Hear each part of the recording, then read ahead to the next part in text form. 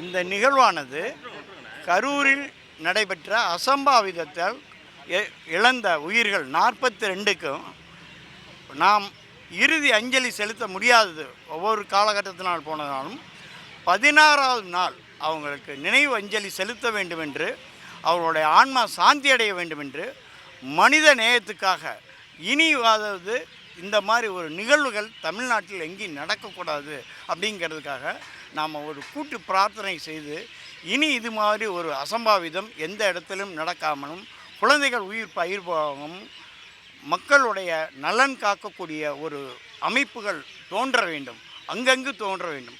இதுபோல் ஒரு மனிதநேயம் காக்கக்கூடிய அமைப்புகள் ஒவ்வொரு ஊரிலும் வளர வேண்டும் என்ற நோக்கத்திற்காக நாங்கள் இதை தொடங்கியிருக்கிறோம்.